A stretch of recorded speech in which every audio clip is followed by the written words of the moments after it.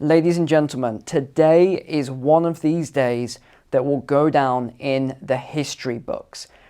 It is absolute carnage right now in the United Kingdom as the entire cabinet, the entire parliament, government is resigning. So you've got all of these experienced politicians who have just, this is just a few of the resignation letters that I've got here. The most senior politicians right now in the Conservative Party who are in power have resigned, citing it as a no confidence with the leadership, Boris Johnson, the Prime Minister.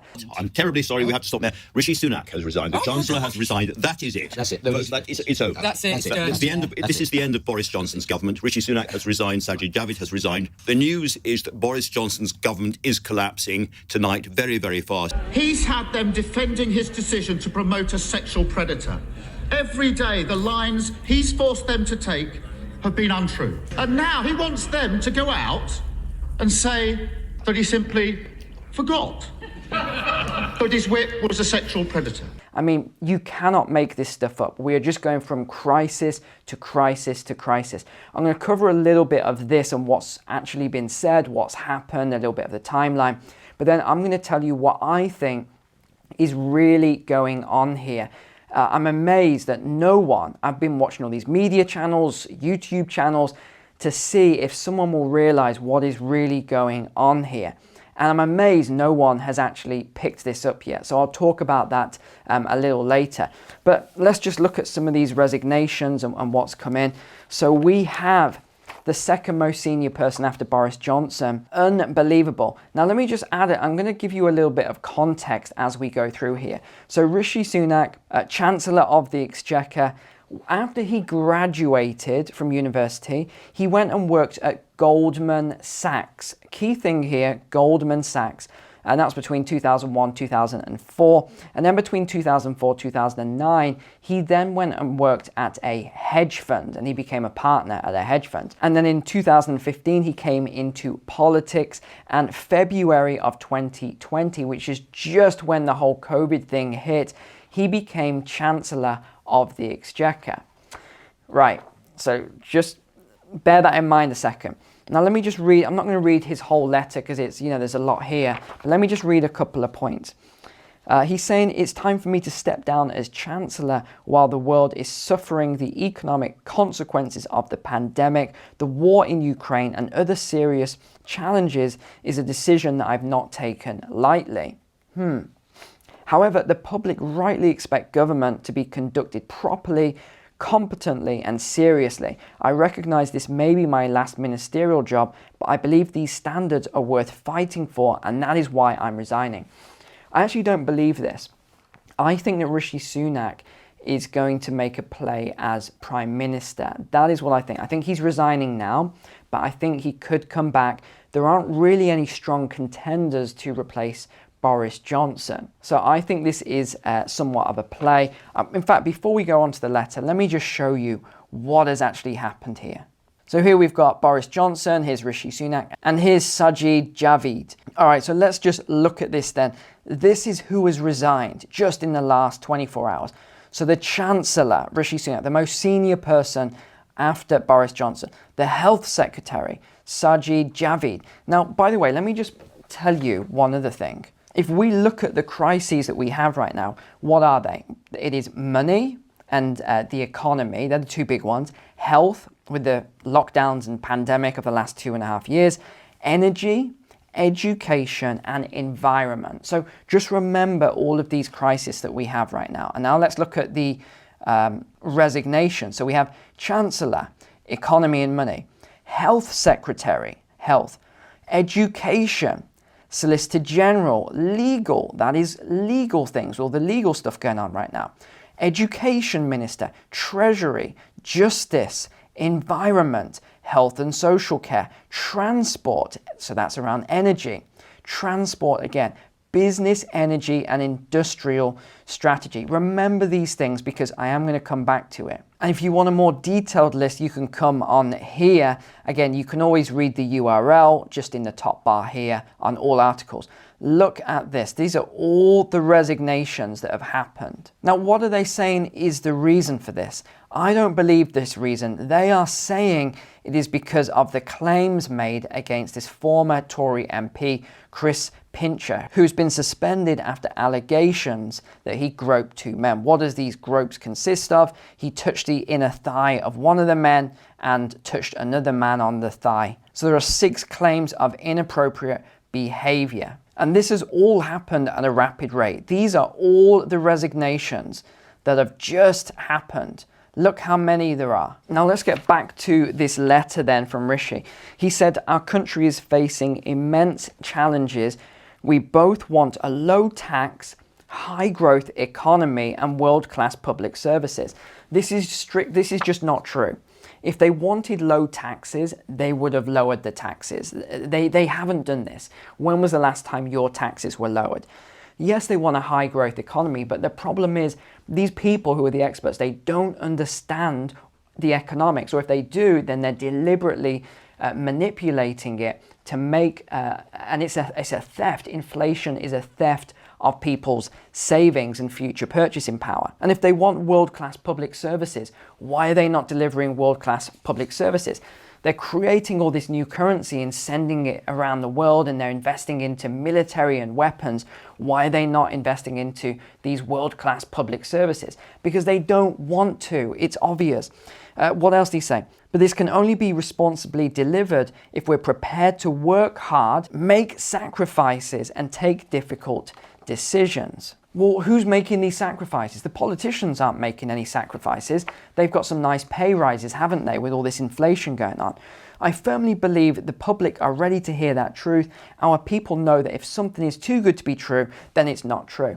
Again, I disagree. The public don't know. The average person now does not know what is going on. They just cannot see through it. Now, there's a statement in here that I don't quite understand, and it says, in preparation for our proposed joint speech on the economy next week, it has become clear to me that our approaches are fundamentally too different. Now, I wonder what is meant by that. I really do. So what did Boris Johnson respond with then? Here's his letter. This is his response.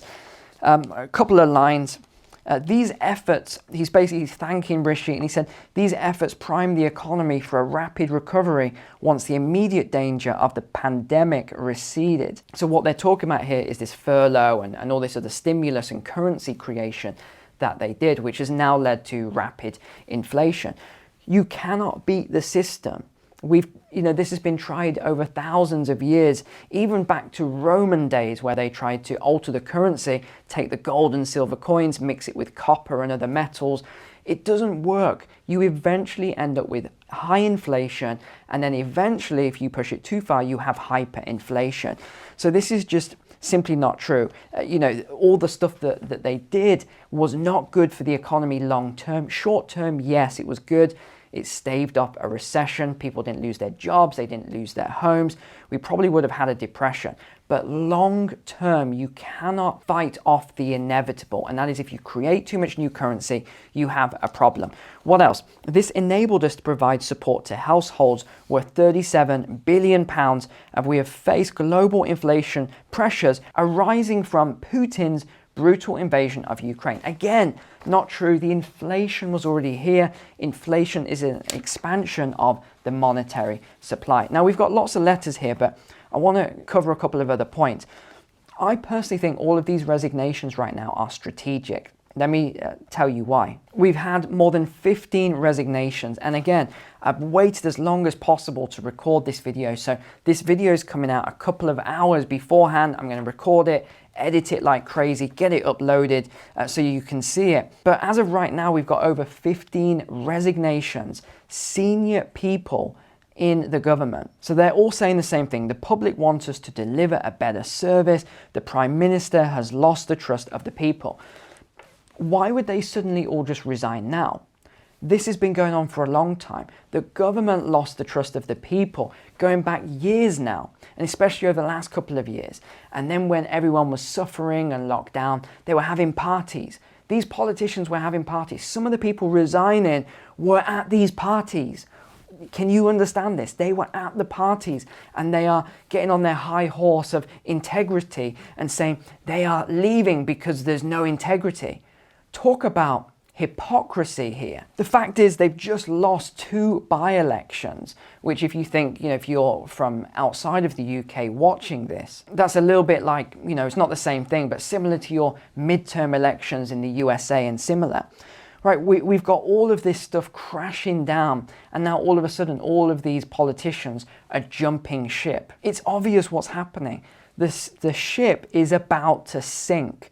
And now remember, back in November time, I think it was 2021, I made that forecast that I said as of the 1st of January, the UK will be into a recession. You're not going to know until the 1st of July because you need 2 quarters of negative GDP growth.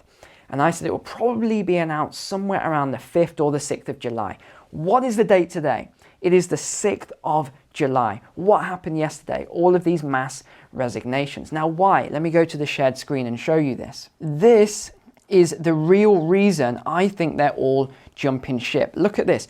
UK economic outlook has deteriorated, the Bank of England warns. And then they go into details of it, but the key thing is this. This is their latest financial stability report that has just come out. And the IMF, the OECD, all of these organizations have said Britain is more susceptible to recession and persistently high inflation than other Western countries, all of which are grappling with energy and commodity market shocks. Now, this is the report they are talking about. Now, it's only just come out. I only found out about it this morning, so I haven't had time to go through it yet because it is absolutely huge. I'm going to print this off. I'm going to go over it overnight. There are 80 pages here, but I'm pretty sure I'm going to get to the bottom of what exactly is going on here. But I think this is due to the cost of living crisis on the people and the inflation they thought they could control. And now they've realized they can't control it. They created too much new currency. They've expanded this monetary supply too big. And now the inflation has run rampant because of the energy input costs, because of the sanctions, because of everything else. Energy has become more expensive. They did not account for some of these things that have happened.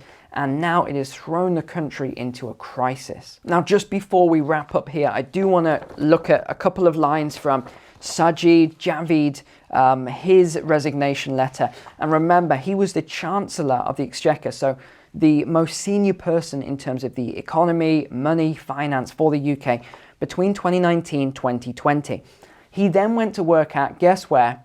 JP Morgan between 2020 and 2021. And then he came back as Health Secretary between June 2021 and July, because he's just resigned yesterday, of 2022. Now, don't you think it's strange that all of these politicians resigned within 10 minutes of one another? And they're all saying they made this decision independently.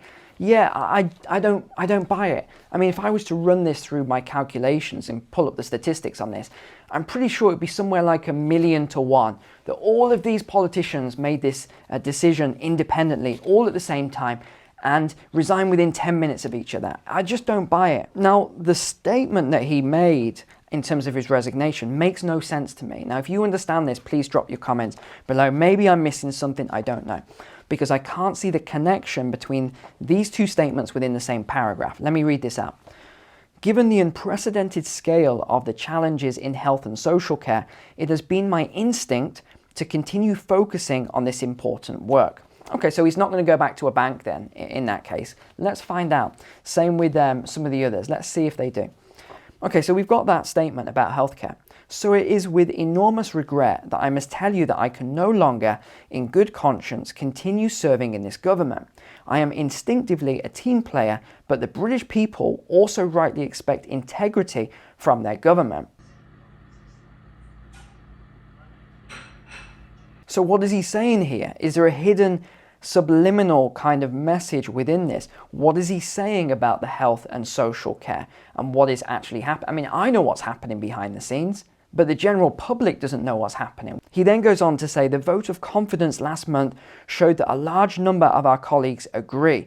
It was a moment for humility, grip, and new direction. I regret to say, however, that it is clear to me that this situation will not change under your leadership, and you have therefore lost my confidence too. Again, I don't buy it. If it's all about integrity, why not resign last month?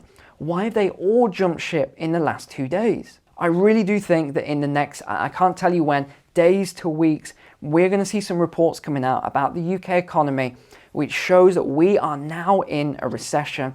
And as soon as you speak this into existence and talk about the recession, people start to act upon it. And this is when we're going to see some major negative issues with our economy, as if we haven't had enough issues as it is. This is going to be really bad, ladies and gentlemen. This is just the beginning, and I dread to think what is going to come next. But for today, the UK Parliament, the UK government is in absolute crisis. It is in a state of breakdown as we speak right now. And I'm just going to keep monitoring this overnight to see what actually happens. And by the time this video comes out, Boris Johnson might not even be Prime Minister anymore, but who knows? Maybe he will finally resign, or the others will force him out. But even if that happens, we change leadership, we change parties, the others are no good either. Just look at the criminal investigations going on against other leaders of other parties right now in the UK. Criminal investigations into politicians. I mean, you cannot make this stuff up. It is a broken system now. The UK government is in absolute crisis, and I just don't know what's going to happen next. But that is all I've got time for today. I'm going to go back and start reading all this material, keep an eye on it, and read that report. And let's see if I can get something out for you on that report in the coming days. Thank you so much for watching today. Take care. God bless. I will see you tomorrow.